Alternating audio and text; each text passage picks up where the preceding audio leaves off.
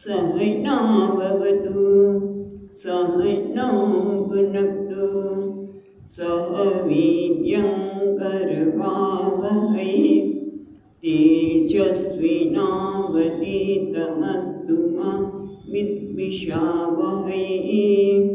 ॐ शान्ति शान्ति शान्तिः। ॐ पूर्णमदः पूर्णमिदं पूर्णात् पूर्णमुदच्यते पूर्णस्य पूर्णमादाय पूर्णमेवावशिष्यते।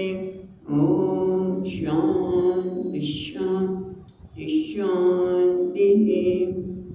श्रुतिस्मृतिपुराणानाम् आलयं करुणालयं नमामि भगवत्पादं शङ्करं लोकशङ्करं शङ्करं शङ्कराचार्यं केशवं बादरायणं सूत्रभाष्यकृतौ वन्दे भगवन्तौ पुनः पुनः।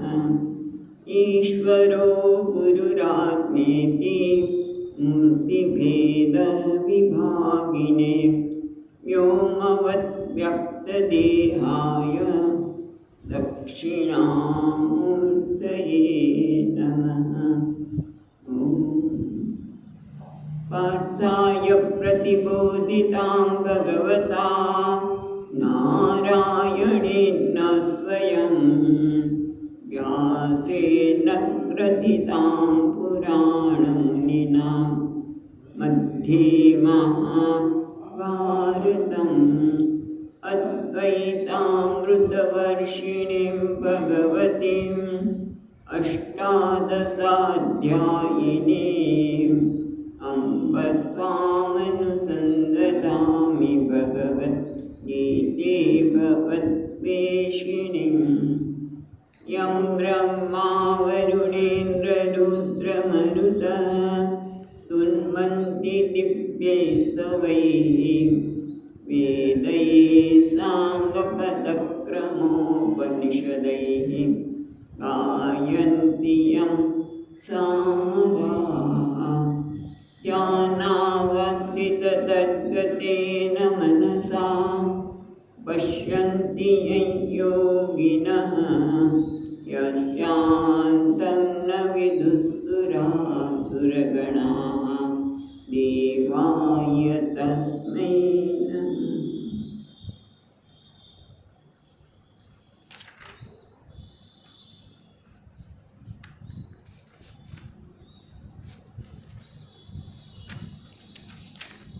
चौदमा श्लोक थी।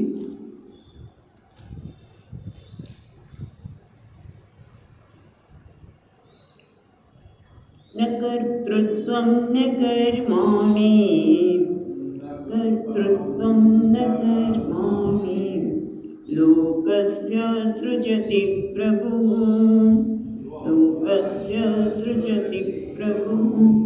न कर्मफलसंयोगं न कर्मफलसंयोगं स्वभावस्तु प्रवर्तते वस्तु प्रवर्तते। नादत्ते कस्यचित् पापं नादत्ते कस्यचित् पापं न चैव सुकृतं प्रभुः विभुः न चैव सुकृतं विभुः।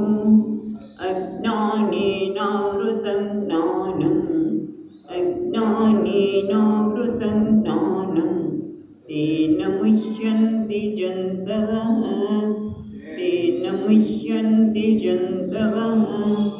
ज्ञानेन तदुदज्ञानं ज्ञानेन तु तदज्ञानं येषां नासितमात्मनः येषां नासितमात्मनः तेषाम् आदित्यवत् ज्ञानं तेषाम् आदित्यवत् ज्ञानं प्रकाशयति तत्परम् प्रकाशयति तत्परम्। એટલે આપણે જોઈ રહ્યા છીએ એ પ્રમાણે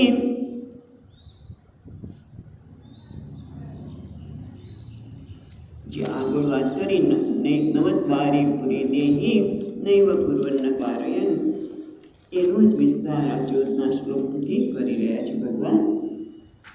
અને ભગવાન કહે છે ન કર્તૃત્વમ ન કર્માણી લોકસ્ય શુદ્ધિ પ્રભુ. જે પ્રભુ છે, જે સ્વયં પ્રકાશ છે, જેને હોવા માટે બીજા કોઈની આવશ્યકતા નથી, એવા પરમાત્મા કોઈનો ન કર્તૃત્વ, એનામાં કોઈ પ્રકારનું કર્તૃત્વ નથી. એટલું જ નહીં, કારયિતૃત્વ પણ નથી. બીજાને કર્મમાં પ્રેરણા આપે, પોતે ન કરે પણ એવું કંઈક કે પેલી વ્યક્તિ કર્મમાં પ્રવૃત્તિ જાય, એવું પણ નથી કરતા. ન કર્માણી લોકસ્ય સૃજતિ પ્રભુ. અહીંયા ટીકાકાર બહુ સરસ વાત કરે છે કે ન કર્તૃત્વ એટલે પ્રભુ આત્મા લોકસ્ય દેહાદેહ કર્તૃત્વ ન સૃજતે. ભગવાન પોતે જે દેહ વગેરેમાં છે એમાં કર્તૃત્વનું સર્જન કરતા નથી. કારણ કે એવું પણ માને છે ને લોકો કે ભગવાન કરાવે એમ કરીએ, અમે તો કંઈ કરતા નથી, ભગવાન કોઈ કશું કરાવતો જ નથી, કર્તૃત્વ પણ નથી, કારયિત્વ પણ નથી. અને એટલું જ નહીં, આપણે ન કર્માણી લોકસ્ય સૃજતિ પ્રભુ. અને લોક ભગવાન ઘટ પ્રસાદાદિ કર્માણી નીચે એક પોતે બીજા માટે સર્જન પણ કરતા નથી. એટલું જ નહીં, એક કર્મનું ફળનું સંયોગ પણ કરતા નથી. એટલે શું? કર્તૃત્વ પણ નથી, કારયિતૃત્વ પણ નથી, પોતે કરતા પણ નથી, બીજાને કરાવડાવતા પણ નથી. એ રીતે કર્મફળ સંયોગ એટલે શું? કર્મના ફળનો સંયોગ એટલે ભોગવવું. એટલે ભોજયિતૃત્વ બીજાને ભોગડાવવું, કર્મનું ફળ આપીને બીજાને ભોગડાવવું તો એ પણ નથી. અને એના લીધે ભોક્તૃત્વ પણ નથી, કર્તૃત્વ નથી, બીજાને કરવાની પ્રેરણા પણ આપતું નથી. અને એટલું જ નહીં, કોઈને ભોગડાવતા પણ નથી કે ભાઈ ભગવાન ભોગડાવે છે, તો એવું નથી. અને ભોક્તૃત્વ પણ પોતાનામાં નથી. તો જે થાય છે શું બધું? તો કે સ્વભાવ વસ્તુ પ્રવર્તે, તે ભગવાનની જે માયા છે, સ્વભાવ એટલે ગઈકાલે આગંતુક, અને સ્વરૂપ છે એ ક્યારેય જાય નહીં. તે ભગવાનનું સ્વરૂપ છે સચ્ચિદાનંદ, પણ જે સ્વભાવ છે કેવો? અવિદ્યા લક્ષણા માયા, પ્રકૃતિ માયાના લીધે બધું નિયમ પ્રમાણે ચાલે છે. ભલે પોતે કંઈ કરતા નથી, પણ પોતાના સન્નિધિમાં માયા નિયમ પ્રમાણે બધું જ નિયમ પ્રમાણે કરે છે. ક્યાંય રાગ કે દ્વેષ વગર કર્મફળનો સંયોગ કરવો, બધું જ કરે છે. ત્યારે સ્વામીજીને એક વાક્ય યાદ આવ્યું. સ્વામીજી મહારાજ કહેતા કે શેક્સપિયર એક નાટક લખેલું. શેક્સપિયર નાટક માટે બહુ જાણીતા છે. તો there is A method in madness, there is A method in madness. Madness એટલે શું કહેવાય? ગાંડપણ. ગાંડપણમાં પણ એક પદ્ધતિ છે. એમાં અહીંયા ભલે મિથ્યા કહીએ, માયા કહીએ, પણ એમાં પણ એક પદ્ધતિ છે. સ્વભાવ વસ્તુ પ્રવર્તે, સ્વભાવ પ્રમાણે એમાં ક્યાંય કોઈ સ્વ બદલાતો નથી. પ્રમાણે જે નિયમ પ્રમાણે છે ને જે કર્મ કરે એને મળે, પણ પોતે કંઈ કરતા પણ નથી. અને આખો જીવ પણ એ જ છે. પણ જ્યાં સુધી જીવનું પોતાને સમજાય નહીં ત્યાં સુધી પોતે કરતા પણ લાગે છે. અને ભગવાન મારાથી જુદો, હું ભગવાનથી જુદો, અને આ જગત મારાથી જુદું. અને એ રીતે જાણીને એ પોતે તપ જપ વગેરે પણ કરે છે. પણ આપણે ગઈકાલે જોયું અને આજે પણ જોઈશું. અને એના કારણે ભગવાન મને ફળ આપી રહ્યા છે એવું માને છે. પણ ખરેખર ભગવાન કહે છે કે હું કોઈના પુણ્ય કે પાપ લેતો નથી. ન આદત્તે કસ્યચિત પાપમ, હું કોઈના પાપને લેતો નથી. કારણ કે કોઈ ભક્ત છે અને ભગવાનની પૂજા કરે છે, પૂજા આદિ, પછી દાન યાગ વગેરે કરે છે, હોમ વગેરે, તો એને કોઈ પુણ્યનું ફળ પણ આપતા નથી. એ કોઈ પ્રાર્થના કરે અને પાપ મારું લઈ લો, હું આ કરું, કંઈ પ્રાયશ્ચિત કરું, પણ છતાં એ કોઈનું લેતા નથી. ન સુકૃતમ વિભુઃ. પણ લોકોને તેવું લાગે છે તો કે હા, અજ્ઞાનેન આવૃતમ જ્ઞાનમ, જે આત્મજ્ઞાન છે કે અજ્ઞાનના લીધે ઢંકાઈ ગયું છે. અહીંયા સરસ કહે છે કે જે જે સચ્ચિદાનંદ છે, જે સ્વયં પ્રકાશ છે, અજ્ઞાન જાણે કે ઢંક જાણે કે ઢંકાઈ ગયા છે, અને એના ગણાચ્છાદિત થવાના લીધે જીવ, ઈશ્વર અને જગત એ બધા જ જુદા છે. એવું ભ્રમ, કારણ કે ખરેખર પરમાત્મા કેવા છે? જ્ઞાન. અજ્ઞાનેન આવૃતમ જ્ઞાનમ. જ્ઞાન શું છે? કે જીવ, જગત અને ઈશ્વરનું જે બ્રહ્મ છે એનું અધિષ્ઠાન, કે નિત્ય સ્વપ્રકાશ છે, સચ્ચિદાનંદ સ્વરૂપ છે, અદ્વિતીય પરમાત્મ એ જે જ્ઞાન છે એનું આવરણ થવાથી મુચ્યંતી જંતવ, મોટાભાગના લોકો જંતવ પ્રાણીઓ મોહિત થઈને માને છે કે હું જુદો, જગત જુદું અને ઈશ્વર જુદો. આ બ્રહ્મ છે, પણ બ્રહ્મનું જે અધિષ્ઠાન છે, આ બધા બ્રહ્મને પ્રકાશિત કરનાર કોણ છે? પરમાત્મા, જે સચ્ચિદાનંદ અદ્વય આત્મા છે. એના તરફ મોટા ભાગના લોકોનું ધ્યાન જ જતું નથી, અને એના કારણે મોહિત થઈને હું કર્મનો કરતા છું, આ કર્મ કર્યું, આ કર્મ કરવાથી મને આમ મળ્યું, આ કર્મનું ફળ મારે ભોગવવું પડશે. કર્તૃત્વ, ભોક્તૃત્વ બધું અજ્ઞાનના લીધે, જ્ઞાન આવૃત થવાના લીધે મોટાભાગના લોકો મોહિત થાય છે. તો પછી આ જ્ઞાન, જે અજ્ઞાનના કારણે આવરણ આવ્યું છે એ દૂર થાય કે નહીં? તો કે હા. જ્ઞાને તુદ અજ્ઞાનમ. જ્ઞાને જ્ઞાન દ્વારા. કયું જ્ઞાન? જ્યારે ઈશ્વરનો અનુગ્રહ થાય, સદગુરુ મળે, અને સદગુરુ આપણને તત્વમસી મહાવાક્યનો ઉપદેશ આપે. એના માટે આપણે અધિકારીત્વ પ્રાપ્ત કર્યું હોય, બધું આવે અંદર. તત્ જ્ઞાનેન તુ તદ અજ્ઞાનમ. જે અજ્ઞાન એટલે કે બ્રહ્મ, જે હું જુદો, ઈશ્વર જુદા અને જગત જુદો, હું અલ્પ, અશક્તિમાન, હું કરતા ભોગતા જે માને છે, હું આ જગત મારા ઉપર વિતાડે છે, એવું જેને લાગે છે એ જ ખરેખર તો કોણ છે? તત્વમ અસીમ. પણ એનું જે શુદ્ધિકરણ થાય શ્રવણ મનન દ્વારા, અને બધું ક્યારે બને? જ્યારે ગુરુ દ્વારા આ શાસ્ત્રનું જ્ઞાન પ્રાપ્ત કરે ત્યારે. તો એના કારણે શું થાય છે? એશામ નાસિત આત્મનમ અજ્ઞાનમ.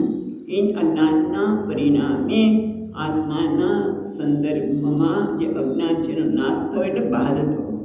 નાશ થયો એટલે વસ્તુને હંમેશા આપણે નાશ બને ગઈ આપણે, કે એનું અસ્તિત્વ જ ન રહે, એવું નથી. બાદ થયો, કારણ કે જગત તો એ દેખાવાનું જ છે, પણ બાદ થઈ ગયો.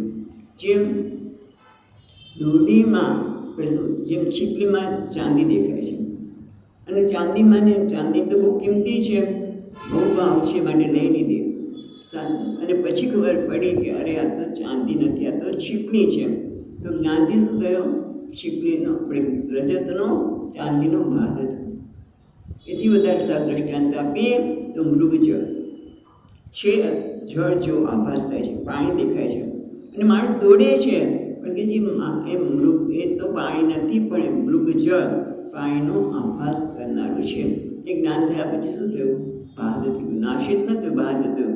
હજી મૃગજળ દેખાશે, રજતમાં છતાં છીપલીમાં રજત ન દેખાય, પણ મૃગજળ તો દેખાવાનું જ છે. પણ છતાં હવે એને ખબર છે કે આ મૃગજળ છે. પહેલાં એ સાચું જળ માનીને દોડતો હતો, હવે એ દોડશે નહીં. એ રીતે જ્યારે જ્ઞાન દ્વારા, જ્ઞાનેન તુ તદ અજ્ઞાનમ, બ્રહ્મ તદ એટલે બ્રહ્મના અંતરનું અજ્ઞાન જે છે, આત્માના સંદરનું અજ્ઞાન છે, એનું જ્ઞાન દ્વારા ગુરુની કૃપાથી, અને એટલું જ નહીં, સતત શ્રવણ મન નિધ્યાસનની પણ વાત હમણાં આવશે જ.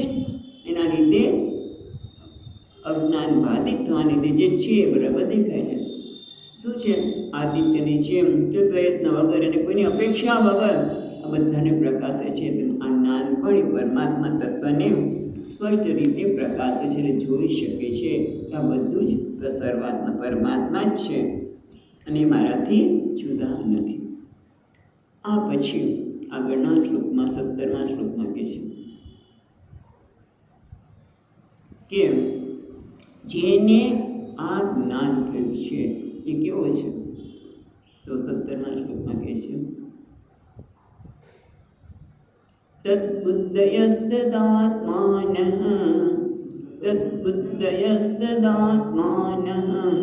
તન્નિષ્ઠા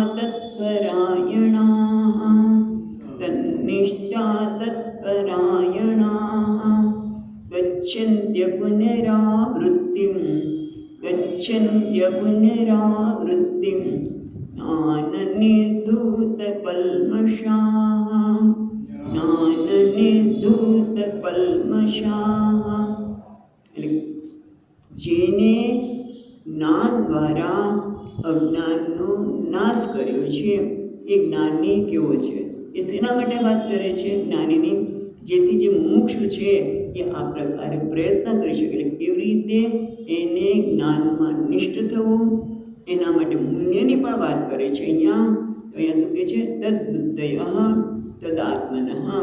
તદ્બુદ્ધય એટલે તદ્ તેમાં બુદ્ધિ, તેમાં બુદ્ધિ એટલે તદ તેમાં બુદ્ધિ, તેમાં એટલે બ્રહ્મમાં, જેની બુદ્ધિ બ્રહ્મમાં છે, તદ્રુપ બુદ્ધિવાળા, બ્રહ્મમાં બુદ્ધિવાળા. તદ આત્મનઃ અને તદ એટલે પરમાત્મામાં જ જેને તદ્રુપ આત્માવાળા, તેનો આત્મા પણ પરમાત્મામય બની ગયો છે. તન્નિષ્ઠાઃ તેમાં જ નિષ્ઠ છે. તત્પરાયણાઃ તેમાં જ પરાયણ છે, તેમાં જ એનું ધ્યેય છે. અયન સ્થાનમ પરાયણમ. ગચ્છન્તિ અપુનરાવૃત્તિમ, ત્યાં ગચ્છન્ત્ય છે એમાંથી જુદું પડશે. ગચ્છન્તિ અપુનરાવૃત્તિમ એટલે પુનર્જન્મને પ્રાપ્ત કરતી. અપુનરાવૃત્તિ પુનર્જન્મના અભાવરૂપ મુક્તિને ગચ્છન્તિ જાય છે, પ્રાપ્ત કરે છે. કેમ? જ્ઞાન નિર્ધૂત કલ્મષાઃ, જ્ઞાન વડે જેણે બધા જ પ્રકારના કલ્મષને નાશ પામ્યા છે. એટલે જ્ઞાનથી જેના બધા જ કલ્મષથી રહિત બની ગયો છે. હવે આપણે એક શબ્દ વિશે વિચાર કરીએ તો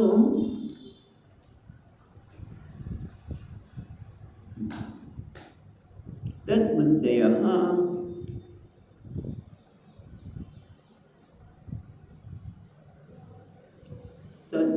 તેમાં જ જેની બુદ્ધિ છે, પરમાત્મામાં જ જેની બુદ્ધિ છે. એટલે કે જેણે પોતાની બુદ્ધિને વિષયમાંથી મુક્ત કરે છે. આ તો બુદ્ધિ પરમાત્માનું ચિંતન કરે, આ તો વિષયનું ચિંતન કરે. પણ વિષયમાં જે દોડવાનું કારણ શું છે? માણસને ખબર છે કે મારા જીવનમાં પરમાત્મા જ શ્રેષ્ઠ છે, અને છતાં એ વિષયમાં કેમ દોડે છે? એનું મન વિષયમાં કેમ ભાગે છે? કારણ કે વિષયમાં ક્યાંક એને આકર્ષણ દેખાય છે. કોઈ વસ્તુમાં એને આકર્ષણ જણાય છે, કોઈ વસ્તુ માટે એને દ્વેષ જણાય છે. આ બરાબર નથી. કોઈને આમ જોઈને મોઢું ચડી જાય. કેમ? કારણ કે એના રાગ અને દ્વેષ, એના મનમાં અમુક વસ્તુ સારી કહેવાય, અમુક વસ્તુ ખરાબ કહેવાય, અને એ જોઈને તરત દ્વેષ થવાનો, અમુક જોઈને રાગ થવાનો. અને એના કારણે રાગ અને દ્વેષ જ મનુષ્યને, એની બુદ્ધિને, એના મનને વિષયમાં ખેંચી જાય છે. બસ વિષયમાં ખેંચવાનું બીજું કારણ નથી. આ તો રાગ દ્વેષ બધા તો માનિત્વમ દંભિત્વમ, આ બધું જ માનિત્વમ દંભિત્વમ, પછી અસહિષ્ણુતા, આ બધું જ વિષયમાં ખેંચી જાય છે. અને એમાંથી મુક્ત જે આસુરી વૃત્તિ માનિત્વમ, આપણે પોતાની ખબર નથી કે ક્યારે આપણું માનિત્વ જાગૃત થાય છે. નો સવાલ રહીએ તો તમે જુઓ, જેમ નાનું બાળક છે તો આ 2 કે 3 વર્ષનું બાળક હોય, તમે જોજો જ્યારે કોઈ મહેમાન આવે ને ત્યારે તોફાન કરે, ત્યારે જ મમ્મી પાસે ચોકલેટ માગે. કેમ? હું કંઈક છું એવું તમે પોતાની જાતને બતાવું છે માટે. પણ એ બાળક આપણામાં પણ આટલી ઉંમર થયા પછી પણ ક્યારેક જાગૃત થઈ જાય છે. આપણે ખબર પણ નથી પડતી. આપણે કંઈક છે બધા માટે કઈ રીતે કરતા હોય છે, આપણે પોતાને વિચાર કરીએ તો આપણે ખબર પડીએ કે આપણે ક્યારે આપણું માનિત્વ જાગૃત થઈ જાય છે. જેમ કીધું ને, વાતા ફરી મને બહુ ગમે છે. કહીએ કે 70 વર્ષ સુધી પહોંચી ગયેલા છે દાદીમાં, કાકીમાં. પછી પોતાના ભાઈના દીકરાના લગ્નમાં હાજરી આપવા ગયા. હવે એમને તો ખાલી હાજરી જ આપવાની છે, એટલે શું કરે, ટાઈમ પસાર થાય ને એ બીજા કોઈને બોલાવે કે કાકા અહીંયા ને એ સાથે વાતો કર્યા કરે. અને પણ ધ્યાન તો ત્યાં છે કે જ્યાં લગ્ન થઈ રહ્યા છે, ત્યાં લગ્ન પૂરા થઈ ગયા એટલે આ લોકો બધા એને પ્રણામ કરવા જાય છે. એટલે ઓલા લોકો પ્રણામ, જેના લગ્ન થયા છે એ લોકોની દુનિયા જુદી જ હોય, છતાં ધ્યાન રાખીને બધાને પ્રણામ કરતા હતા. પણ કાકીમાં છે એ ખૂણામાં બેઠા હતા, જરા કે ધ્યાન ગયું નહીં, નીકળી ગયા. તરત જ કાકીમાં પેલા ગગા સાથે વાત કરતા ઊભા થઈ ગયા. જે ઊભા થવા મુશ્કેલી પડતી હતી, ઊભા થઈને એકદમ બોલતા બોલતા જવા માંડ્યા કે હું તો જાઉં છું, મેં એના બાપને મોટો કર્યો છે, છતાં મને કેમ પ્રણામ નથી કરતા? અસહિષ્ણુતા. માનિતો અને માનિતો રીતે શું આવે? અસહિષ્ણુતા. કારણ કે એવી જરૂર નથી, પણ ક્યારે આપણામાંથી આ બહાર આવે છે એ ખબર નથી.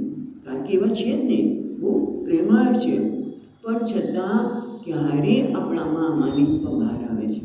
કયા રૂપે? આપણે કાકીનું દૃષ્ટાંત આપ્યું, પણ આપણે જ જોવું પડે કે ક્યારે આપણે આપણી જાતને કંઈક પુરવાર કરવા માગતા હોઈએ છીએ. એનું નામ છે માનિત્વ. એના લીધે અસહિષ્ણુતા, બીજાનો સ્વીકાર કરવો ને ક્ષમા, આ બધા ગુણ દ્વારા મનને વિષયમાંથી બહાર લાવી શકાય. નહીંતર મનનો સ્વભાવ જ છે, જ્યાં આ પ્રકાર માનિત્વ, દંભિત્વ, અસહિષ્ણુતા એ બધું હોય ને ત્યાં સુધી મન વિશેનો વિચાર કરવાનો છે. પણ સ્વામીજી આવું ન કરીને તો પછી લોકો આપણે ફાડી ખાય એવું કહે છે ને, લોકો આપણો દુરુપયોગ કરે. પણ એ ક્યારે કે આપણને કોઈ માન કરવું તો કરો, કદાચ માની તો બતાવે તો બતાવો, પણ અંદરથી તમે સ્પષ્ટ છો. એટલું સરળ નથી કે હું બહાર ક્રોધ કરું છું પણ મને કંઈ નથી થતું. બહુ સભાનતા હોય, સતત શ્રવણ મનન બહુ કર્યું હોય તો જ આમાંથી આવી શકે. એટલા માટે શું કહે છે કે જ્યાં સુધી તમે આ પ્રકારના આપણે દૈવી સંપત્તિ પ્રાપ્ત ન કરી હોય ત્યાં સુધી વિષયમાં મન જવાનું. પણ આ વ્યક્તિ કેવી છે? એણે ગુરુના ચરણે બેસીને આ વસ્તુ પ્રાપ્ત કરી છે, જ્ઞાન કર્યું છે, અને પછી જ્ઞાનને શ્રવણ મનન બધું પછી આવે છે એમ કે શ્રવણ મનન બધું કરવાનું તદ્બુદ્ધય, તેની બુદ્ધિ પરમાત્મામાં છે, એની બુદ્ધિ વિષયમાં જતી નથી. કારણ કે અહીંયા કહે છે શાસ્ત્રનું જે પ્રમાણ છે, શાસ્ત્ર દ્વારા અને પાછા ન્યાય એટલે તર્ક દ્વારા પણ મનમાં જે સંશય ઉભા થયા છે દૂર કરવાના લીધે એની બુદ્ધિ પરમાત્મામાં સ્થિત થયેલી છે. એટલે તેની બુદ્ધિ પરમાત્મામાં સ્થિત થયેલી છે. એનો અર્થ શું થયો? જીવ એક અને પરમાત્મા જુદા. એટલે બેમાં એવું થયું ને, તો કે છે અહીંયા જીવ તદ્બોધા જીવ પરમાત્માને જાણ્યું છે એટલે બુદ્ધિ પરમાત્મામાં છે. એટલે જીવ બ્રહ્મનો પાછો ભેદ તો ખરો ને કે ના તદ આત્મના, હા તદ આત્મના, તરત તદબુદ્ધય એવું કે તેમાં બુદ્ધિ છે એટલે પરમાત્મા બુદ્ધિ છે, એનો અર્થ કે એમાં ભેદ છે તો એના ભેદ નથી. તદ આત્મના, એનો આત્મા છે, તદ એટલે પરમાત્મા છે, એનો આત્મા બન્યું છે. ખરેખર ભેદ નથી. એટલે કલ્પિત પરમાત્માને જાણવું અને હું જાણનારો છું એવું કહેવા માટે. એટલે એની બુદ્ધિ પરમાત્મામાં છે એટલે શું? તદબુદ્ધય, એટલે એની બુદ્ધિ પરમાત્મા છે, પરમાત્મામાં જાણવાનો વિષય છે, હું જાણનાર છું. બુદ્ધિ એમાં જ રમે છે, જગતના પદાર્થોમાં વિષયમાં રમતી નથી. કારણ કે હવે જગતના પદાર્થોમાં વિષયમાં ને રાગ દ્વેષ દમ કશું છે જ નહીં.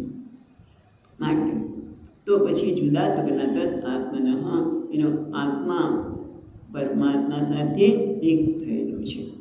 તદ આત્મના.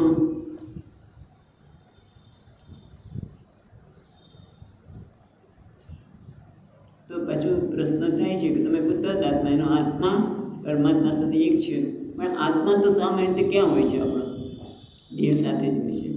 દેહને મનને બુદ્ધિને જ આત્મા માનવા શકે છે. નનું દેહા દૌ આત્મવિમાન અપનિયમ. પણ દેહમાં જ બધાને મોટે ભાગની આત્મબુદ્ધિ હોય છે. તો હા બરાબર છે, પણ એને એમાંથી દૂર કરે છે. એ કેવી રીતે ખબર પડે? તન્નિષ્ઠા છે ને બીજો શબ્દ, તદબુદ્ધય તદાત્મન તદનિષ્ઠા. તેની નિષ્ઠા એટલે એમાં જ અભિનિવેશ, નિષ્ઠા એમાં જ એની આસક્તિ છે. ક્યાં છે? પરમાત્મામાં જ. તન્નિષ્ઠા બ્રહ્મમાં જ, એટલે બ્રહ્મણી એવ અહમસ્મી. બ્રહ્મમાં નહીં, બ્રહ્મણી એવ અહમસ્મી, બ્રહ્મ જ હું છું, એટલે કે હું પૂર્ણ છું. બ્રહ્મ શબ્દથી તમને હું પરમાત્મા છું એવું કરતાં આ તો સરળ સમજે ને કે હું પૂર્ણ છું, મારામાં હવે કંઈ ખૂટતું જ નથી, હું સ્વીકાર્ય છું, મારે સ્વીકારવા માટે પેલા કાકીમાં બનવાની જરૂર નથી. ખ્યાલ આવ્યો? સ્વીકાર કરવાની જરૂર નથી, સ્વીકારની જરૂર નથી. એટલે બ્રહ્મ એવ અસ્મિ, બ્રહ્મ હું છું. એટલે આ પ્રકારની એની સ્પષ્ટતા છે, એટલે કે એમાં જ એની આસક્તિ છે, એનું તાત્પર્ય એમાં જ છે. અને એટલા માટે તત્પરાયણ તત્ એવ પરમ અયનમ, તેના માટે પરમાત્મા જ એનું ધ્યેય છે. અયન એટલે આશ્રય, એની કમિટમેન્ટ છે, બરાબર. અયન એટલે આશ્રય અથવા તો અયન એટલે કમિટમેન્ટ. પરમાત્મા જ ને પરાયણ છે, એ પરમાત્મા સિવાય એના જીવનમાં બીજા કોઈને સ્થાન નથી. યથોક્તાનામ અધિકારીણા નામ.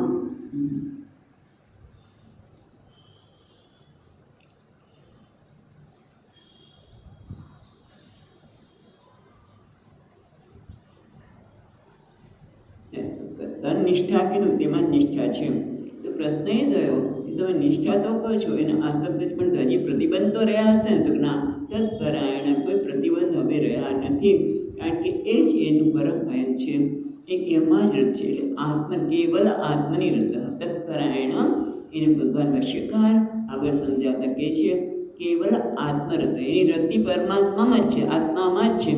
એનો રતિ એટલે આનંદ, રતિ એટલે આનંદ. તો ક્યાં છે? તો પરમાત્મા જ નથી જ આનંદ આવે છે, પોતાનામાંથી જ એને આનંદ આવે છે. અને એના કારણે આવું બને તે એ શું છે? તત્પરાયણ. આમ જોવા જઈએ તમે ઉલટું જાઓ, એને તત્પરાયણ છે, એટલે કે જેની રતિ આત્મામાં છે, પરમાત્મામાં છે, એના લીધે એની નિષ્ઠા, એના લીધે પરમાત્મામાં નિષ્ઠા, તન્નિષ્ઠા, એના લીધે એ તદ આત્મન, એના લીધે તદબુદ્ધય. અને એના કારણે શું થાય છે? ગચ્છન્તિ અપુનરાવૃત્તિ, એના કારણે એ અપુનરાવૃત્તિ, કારણ કે જ્યાં સુધી જ્ઞાન નથી ત્યાં સુધી કંઈક મેળવવાનું બાકી રહે છે. ભલે ને આપણે જીવનમાં ઘણું બધું મેળવ્યું હોય, પણ છતાંય કંઈક મેળવવાનું બાકી રહે છે. હમણાં જ થોડા વખત પહેલાંની વાત છે, એક બેનના પતિ ગુજરી ગયા. એનું બેન પ્રાર્થના કરશે કે એમને સારા કુળમાં જન્મ થાય. તો પણ એ વ્યક્તિ શું બોલી? ઓહો, લોકોને એમને જે ભોગ અહીંયા નથી મળ્યા ભોગે. ખ્યાલ આવ્યો? એટલે આપણને એવું આ શરીર છૂટે ત્યારે પણ કંઈક ભોગ ભોગવાના બાકી રહી જાય છે, કંઈક લેવાનું બાકી રહી જાય છે. કારણ કે પોતાની જાતને જાણતો નથી, પોતાને કેવું મળે છે? અપૂર્ણ, જરૂરિયાતવાળો. એટલે કંઈક ને કંઈક ઈચ્છા રહે, અને ઈચ્છાની પૂર્તિ માટે ફરી જન્મ લેવો જ પડે. જેમ આપણે બજારમાં ગયા, શોપિંગ ગયા, મોલમાં ગયા, બધું મળતું હોય, પણ એમાં કંઈક બે વસ્તુ જોઈએ, પૈસા નહોતા એ આપણે લઈ શક્યા નહીં. એટલે શું કરશું? જ્યારે પૈસાની સગવડતા થાય એટલે પાછા મોલમાં જવાના ને. એટલે ઈચ્છાની પૂર્તિ માટે ફરી વાર ત્યાં જવાના જ છે.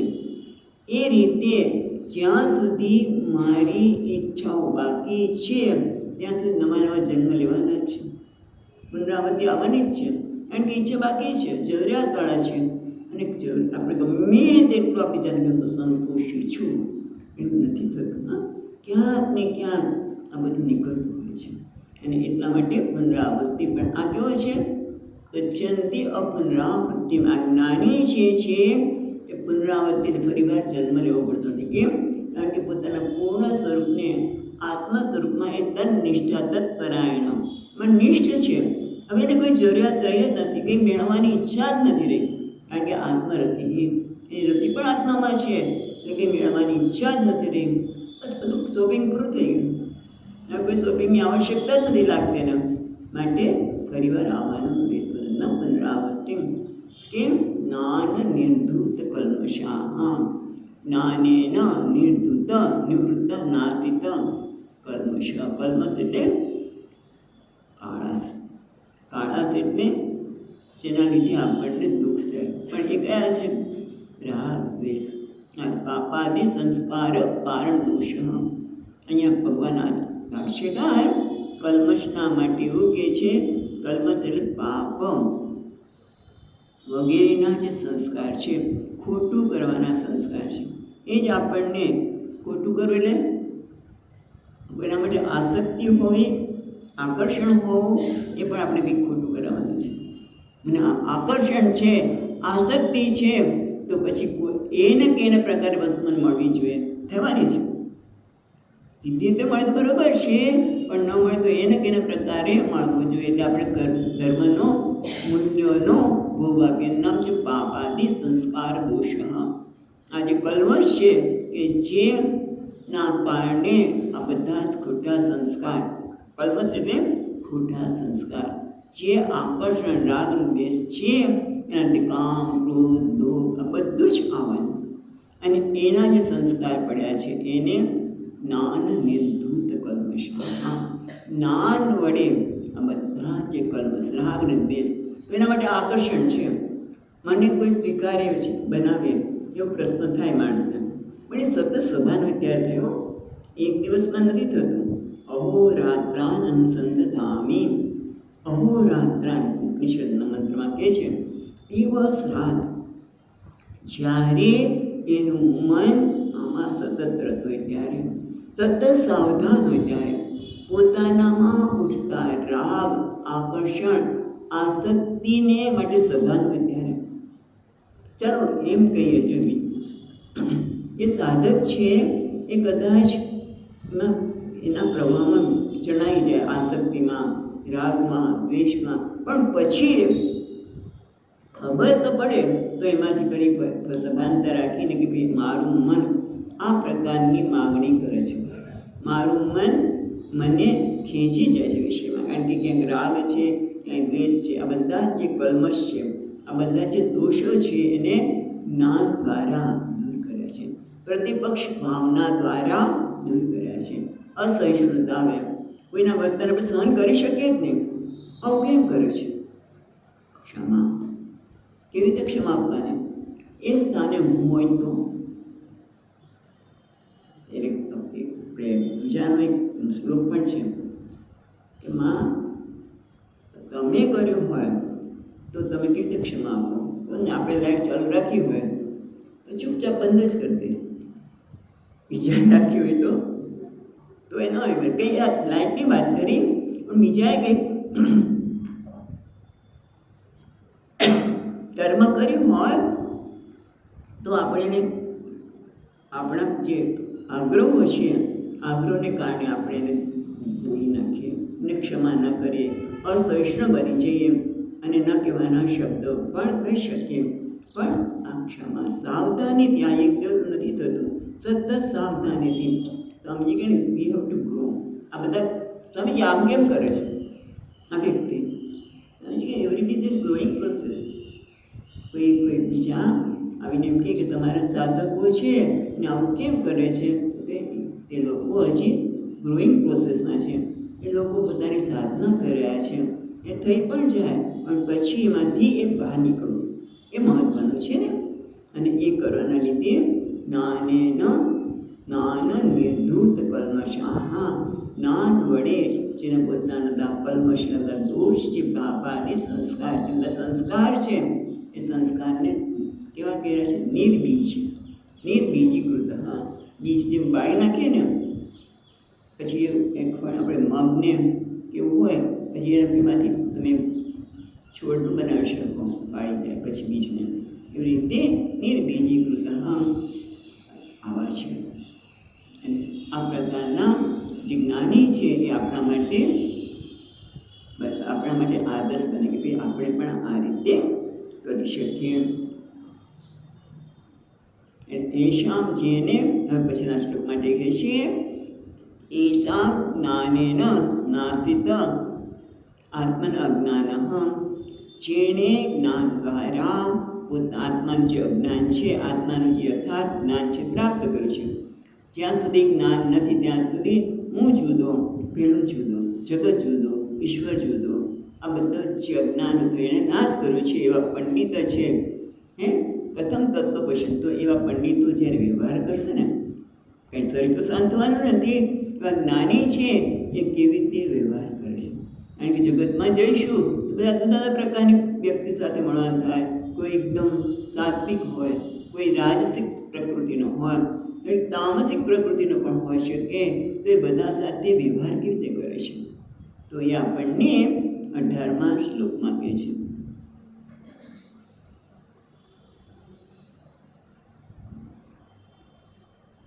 વિદ્યા વિનય સંપન્ને, વિદ્યા વિનય સંપન્ને, બ્રાહ્મણે ગવિહસ્તિને, બ્રાહ્મણે ગવિહસ્તિને, શુનિચૈવ સ્વપાકે ચ, શુનિચૈવ સ્વપાકે ચ, પંડિતા સમદર્શિનઃ, પંડિતા સમદર્શિનઃ. એને કહે છે વિદ્યા વિનય સંપન્ને બ્રાહ્મણે. એટલે વિદ્યા અને વિનયમાં વિનયથી સંપન્ન બ્રાહ્મણ. ગવિ એટલે ગાય, હસ્તિની એટલે હાથીમાં. પછી બીજી રીતેમાં કહે સુનિચૈવ સ્વપાકે ચ, સુની એટલે કૂતરામાં, અને સુનિચૈવ ચ એવ, ચ એટલે અને એવ એટલે પણ, કૂતરા અને પણ, સ્વપાકે એટલે ચંડાળ, જેને કહીશું ચંડાળમાં પણ. પંડિતા સમદર્શિન, પંડિત છે બધામાં સમાન દ્રષ્ટિવાળા છે, કોઈ સાથે એ ભેદભાવ કરતા નથી. એટલે હવે આ કહે છે વિદ્યા વિનય સંપન્ન, વેદાર્થ પરિપાક બ્રહ્મ વિદ્યા. અહીંયા વિદ્યાનો અર્થ બ્રહ્મ વિદ્યામાં જે નિપુણ છે તે એવું, અથવા તો બ્રાહ્મણ છે એટલે કદાચ બ્રહ્મ વિદ્યામાં નિપુણ છે, બરોબર, અથવા તો ચારેય વેદને જાણે છે, જેને વેદનું જ્ઞાન છે એવું જ્ઞાની. અને વિનય જ્ઞાન હોય પણ સાથે નમ્રતાનું હોય તો ન જાણે. જ્ઞાન હોય એ કે વૃક્ષ પર જે ફળ આવે અને નમી જાય એમ આપણે કહ્યું છે વિનય નિરહંકારી અનુદ્રતમ ઇતિ યાવત. એટલે કોઈ આપણું તે અભિમાન નથી કે હું આટલું બધું જાણું છું, મારા જેવું વેદનું પારંગત નથી, અને બીજાને પોતાના આ પ્રકારના લીધે બીજાને હળદૂત કરવા એવું નથી. નમ્ર છે એવો બ્રાહ્મણ. અને એટલે કે અહીંયા કહે છે બ્રાહ્મણ એટલે કે છે વિદ્યા વિનય સંપન્ન, એટલે વિદ્વાન પણ છે, વિનીત એટલે નમ્ર પણ છે, એવા બ્રાહ્મણ એટલે સાત્વિક છે, જે સાત્વિક છે.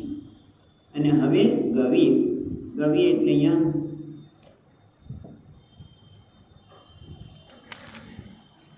એટલે કે એમ કે આ બ્રાહ્મણ છે એ બધામાં સાત્વિક છે, બધા ઉત્તમ છે, એના બધા પ્રકારના સંસ્કાર છે તે. અને ગવિ એટલે સંસ્કારહીનાના, એનામાં ગાયમાં કેટલા સંસ્કાર નથી હોતા.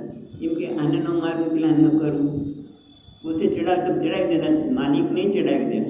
એટલે સંસ્કારહીનાના રાજસ મધ્યમાં, એ રાજસ ગુણવાળા. હસ્તિ સુનિચ સ્વપાકે, ત્રણેયને સાથે લઈ લીધા. હસ્તિ એટલે હાથી, કારણ કે હાથી પછી કોઈને ન જોવે. હાથી બધાને એમ કહે ને, હાથી, પછી સુની એટલે કૂતરું, અને સ્વપાક એટલે ચંડાળ, જે એનું માંસ ખાય. એવા બધા કેવા છે? એ લોકોમાં કોઈ સંસ્કાર નહીં.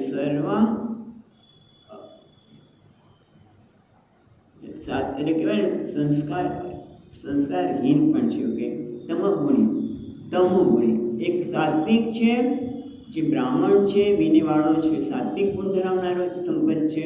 બીજા ગવિ રાજસ ગુણ ધરાવે છે, અને પેલો તામસ ગુણ. ત્રણેય આ પ્રકારના હોવા છતાં સત્વ રજસ ગુણ, આ ત્રણેય ગુણ ધરાવનારા હોવા છતાં એ કેવા છે? પંડિતા સમદર્શિનઃ, એટલે કે આ બધાથી અસ્પૃષ્ટ છે. એટલે કે છે સંસ્કારે અપૃષ્ટમ એવ, કારણ કે સમદર્શિનઃ, સમદર્શિનઃ, સમ એટલે જેમાં બધામાં, પછી આગળ કહેવાના છે સમોહમ સર્વભૂતેષુ, જે બધામાં સમા છે. અને સમ એટલે બ્રહ્મ, સમદર્શિન સમ બ્રહ્મમ દ્રષ્ટુશીલમ યેષામ તે સમદર્શિન. સમદર્શી એટલે કોને કહેવાય? જેને બ્રહ્મને જોવાની શીલ એટલે ટેવ પડી ગઈ છે. એને બધે જ્યાં જોયું કે ને આ વ્યક્તિને જ્યાં જોયું ત્યાં પાણીમાંથી પૂરા કાઢે, એને ટેવ પડી ગઈ, શીલ કહેવાય. શીલ એટલે સ્વભાવ. એટલે આ કેવા સ્વભાવના છે? બ્રહ્મ દ્રષ્ટુશીલ, એને બધામાં બ્રહ્મને જોવાની ટેવ પડી ગઈ છે, એને કહેવાય છે સમદર્શિન. પછી તો કીધું પંડિતા એટલે જ્ઞાનીન. જે સમદર્શી છે અને પંડિત છે, એ જ્ઞાની છે, એ કેવો છે? બધામાં બ્રાહ્મણ જે પૂર્ણ સાત્વિક છે, કવિ રાજસિક છે અને તામસિક, બધાની અંદર એને જોઈને કોઈનું મોઢું ચડતું નથી. સમદર્શિન એટલે બધામાં એ પરમાત્માને જોવાની ટેવ પડી છે. એને કોઈ કહેવામાં છે, એવાને પંડિત કહેવામાં છે, જ્ઞાની કહેવામાં છે. કેમ? તો અહીંયા સરસ દ્રષ્ટાંત આપે છે કે જે રીતે ગંગાનું જળ હોય, તળાવ હોય, પછી સુરા એટલે કદાચ આપણે દારૂનું મોટું કદાચ કોઈ મોટું કુંડ હોય, તળાવ હોય, અથવા તો મૂત્ર એનું કદાચ ભેગું થઈ ગયું હોય, તો આ બધામાં સૂર્યનું પ્રતિબિંબ પડે તો સૂર્ય શું થાય? એવું બની છે. ગંગામાં પ્રતિબિંબ પડ્યું એટલે એકદમ પવિત્ર બની ગયા. પછી તળાવ, પછી સુરા, દારૂ અને મૂત્રમાં, આ બધામાં એનું પ્રતિબિંબ પડે છે. એકદમ ગંગાજી જેવા સાત્વિક, તળાવ રાજસિક કહી શકાય, આ બંને તામસિક.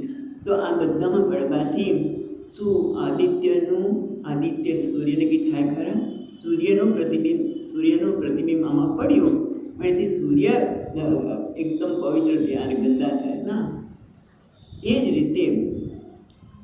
રીતે આ જે જ્ઞાની છે ને, એ પણ આ જોવે છે કે આ બધાની અંદર જે સાત્વિક છે તે, રાજસિક છે તે, કે તામસિક છે, બધાની અંદર પરમાત્મા તો એક રહ્યો છે. સર્વત્ર સમદ્રષ્ટા એટલે કે જેનામાં રાગ અને દ્વેષ નથી.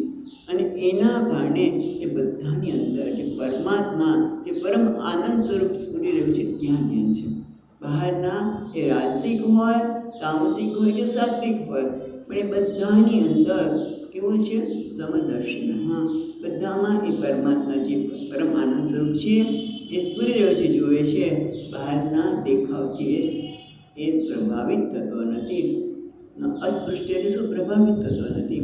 એનો વ્યવહાર બદલાઈ જતો નથી. ચંડાળને જોઈને બધે એમાં મોઢું ચડી જાય એવું નહીં ગમતો. એ ચંડાળને જોઈને એક વાત યાદ આવી કે શંકરાચાર્ય મહારાજ ખબર છે, જ્યારે સ્નાન કરીને આવ્યા અને કાશી વિશ્વનાથનું દર્શન કરવા જતા હતા, ગંગા જળ તરવા જતા હતા, ત્યારે ભગવાને જ એની જ્ઞાનની પરીક્ષા કરી. ગચ્છ એટલે નાને કહી, ગચ્છ ભાઈ તું દૂર જા, મને અડીશ નહીં, મારે તો ભગવાન સ્નાન કરવા. ત્યાં કે તું કોને ગચ્છ કહે છે? તું કોને કહે? અન્નમયમ અથવા ચૈતન્યમેવ ચૈતન્ય. ચંડાળના રૂપમાં રહેલા ભગવાન જ હતા. એટલે કહે છે કે તું કોને જ દૂર કહેવાનું કહે છે? આ શરીર અન્નનું બનેલું છે, તારું શરીર અન્નનું બનેલું છે, બંને અન્નનું બનેલું છે. અને ચૈતન્યમેવ ચૈતન્ય બંનેમાં એક જ છે. જેમ ગંગામાં પ્રતિબિંબ પડે કે પછી તળાવમાં પડે, પણ સૂર્ય તો એક જ છે. એટલે ટૂંકમાં આ બધામાં એને આવું કહેવાની આવશ્યકતા નથી. ભલે એ કદાચ જે નિયમ પ્રમાણે જ્ઞાન પહેલાં જે કરતા હોય, પણ એ તિરસ્કાર નથી, એના માયના તિરસ્કાર નથી, કોઈને હળતું કરતો નથી. કારણ કે એના સમદર્શિન બ્રહ્મને બધાને જોનાર છે, એવું એનો ટેવ પડી ગઈ છે. માટે તમે સાચી વાત કરો છો, પણ શાસ્ત્રોમાં તો એવું કહ્યું છે, નાનું સાત્વિક રાજતામસેષુ સ્વભાવ વિષમેષુ.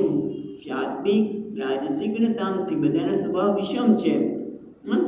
એમાં સમત્વ દર્શન એ તો શાસ્ત્રથી નિષેધ છે. બધાને સમાન ગણવા એ શાસ્ત્રમાં નિષેધ છે.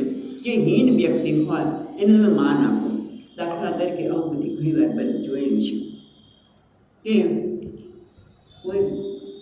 કોઈ આપણે સંન્યાસી છે અને બીજો સંન્યાસી બ્રાહ્મણ છે, જેને બધા વેદનું જ્ઞાન નથી પણ થોડું જ્ઞાન છે, અને બંનેને તમે બોલાવ્યા અને પછી બ્રાહ્મણ પૂજા તો કરાવે જ, પણ એને કંઈક વધારે તમે માન આપો, એને કંઈક દક્ષિણા વધારે આપો, બીજાને દક્ષિણા ઓછી આપો, તો શું થયું?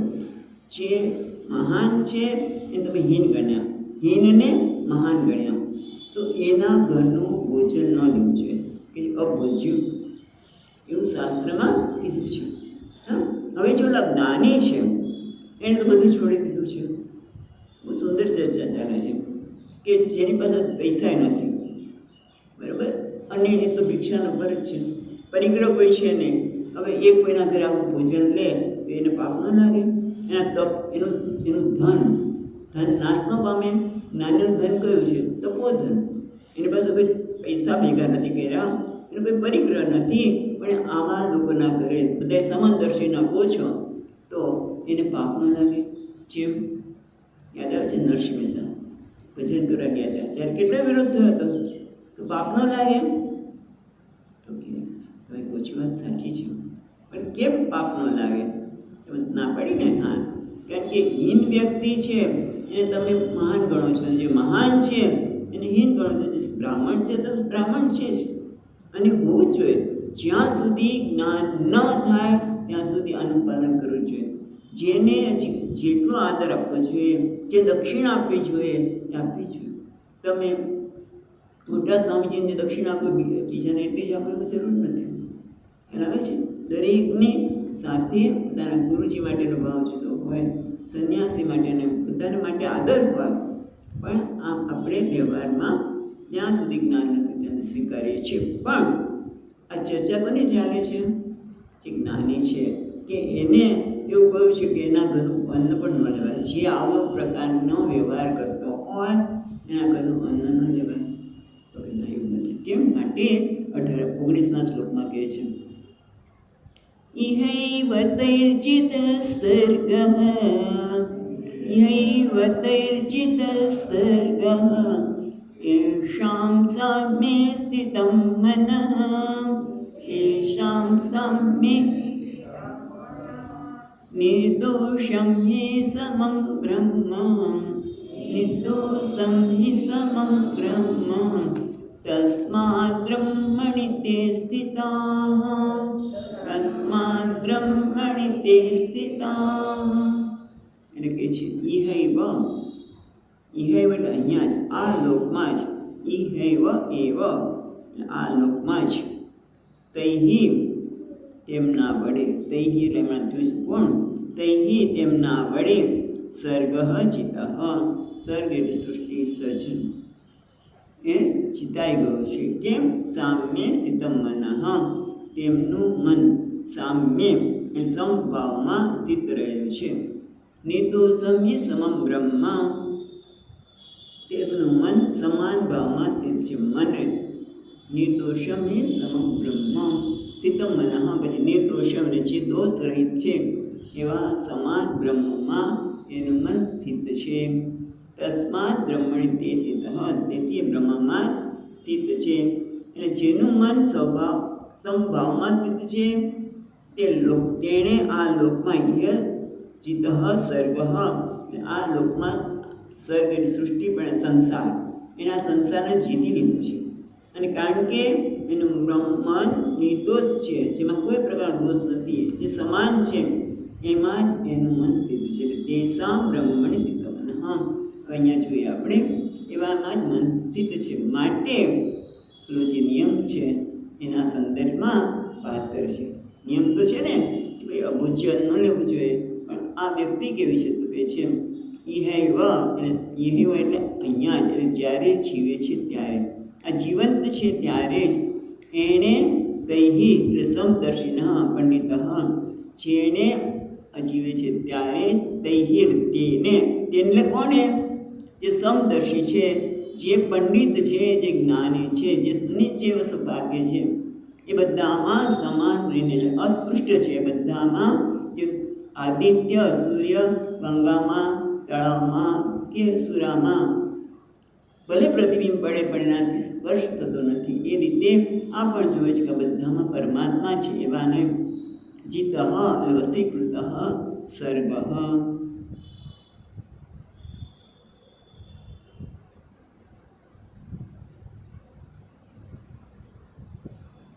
સર્ગ એટલે સૃજ્યતે ઇતિ સર્ગ, જેનું સર્જન થાય છે તે સર્ગ એટલે દ્વૈત પ્રપંચ.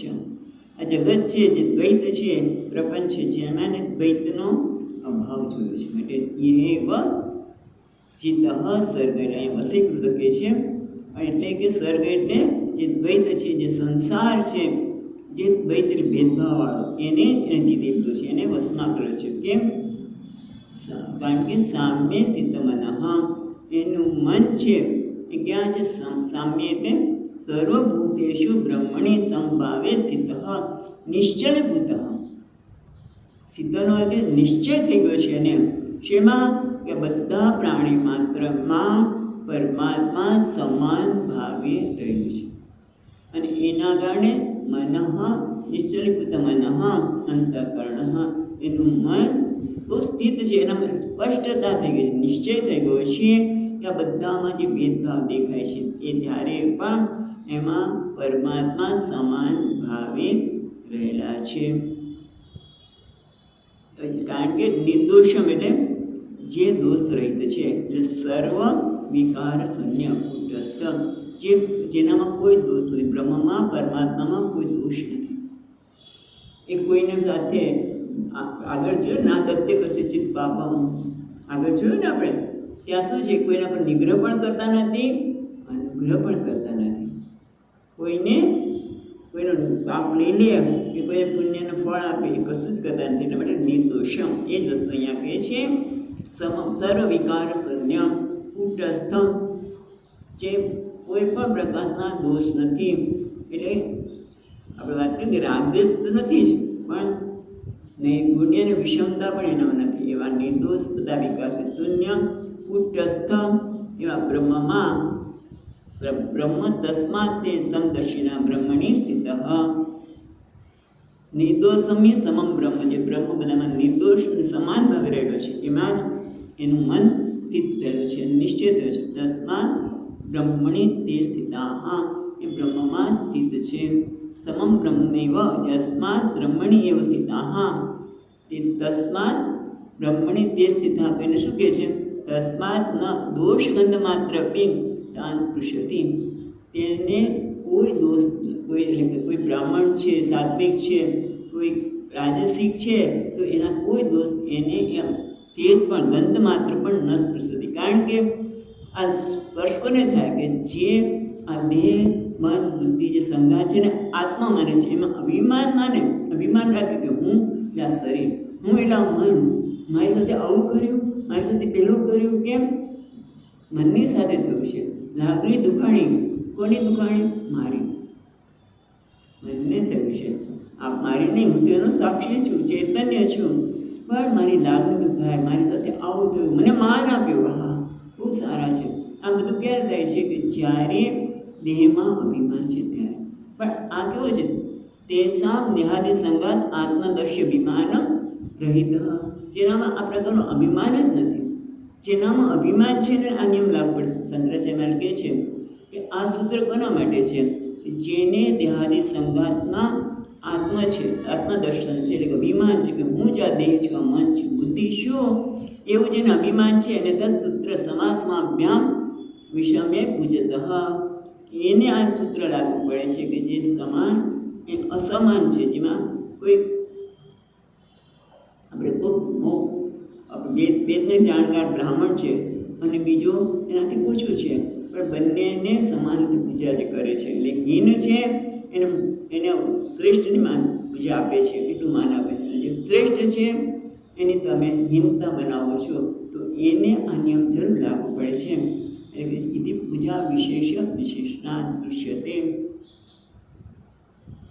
એટલે કે જોઈએ છે આપણે કે જે ષડંગવિદ છે, જે ચતુર્વેદ છે, એની પૂજા કરવી અને સામાન્ય માણસની પૂજા કરવી બંનેને સમાન થતી નથી. પણ એ કોના માટે છે? કે જેને દેહમાં અભિમાન છે. પણ અહીંયા તો કહે છે કે ઇદંતુ સર્વકર્મ સંન્યાસી, આ જે જ્ઞાની છે તો કે શું કોણ છે? એ તો બધા કર્મનો એને ત્યાગ કરી દીધો છે, કર્તૃત્વનો પણ ત્યાગ કરી દીધો છે. હવે એના માટે એને કંઈ આ નિયમ લાગુ પડતો નથી. જેને મન જ સમબ્રહ્મમાં સ્થિત છે, જેને દેહનું અભિમાન જ નથી એના કોઈ નિયમ લાગુ પડતો નથી. તમારો નિયમ સાચો છે, પણ નિયમ કોના માટે છે?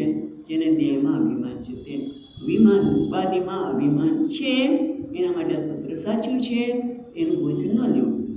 પણ જેને કારણ કે એક તો કીધું કે એનો ભિક્ષા દેહવાળો છે, એને ગમે ત્યાંથી ભિક્ષા મળે, શરીર ચાલી ગયો, પણ એ શરીરમાં અભિમાન નથી. કારણ કે એનું અભિમાન ક્યાં છે? બ્રહ્મમાં. અભિમાન કહે તો અભિમાન અથવા તો મનની સ્થિતિ તન્નિષ્ઠા તત્પરાયણ, માટે એને આ નિયમ લાગુ પડતો નથી. પછી આગળ વિશેષ જોઈશું. એ જ વ્યક્તિનું પછી વિશ્વાસ શ્લોકમાં વિશેષ વિસ્તારથી વાત કરે છે, એ આપણે આવતી વખતે જોઈશું. ઓમ પૂર્ણમદ પૂર્ણમિદં પૂર્ણાદચ્યતે પૂર્ણસ્ય પૂર્ણમાદાય પૂર્ણમેવાવશિષ્યતે. ઓમ શાંતિ શાંતિ શાંતિ. શંકરં શંકરાચાર્યં કેશવં બાદરાયણં સૂત્રભાષ્યકૃતૌ વંદે ભગવन्तૌ પુનઃ પુનઃ. ઈશ્વરો ગુરુરાત્મેતિ મૂર્તિભેદવિભાગિને વ્યોમવદ્વ્યક્તદેહાય દક્ષિણામૂર્તયે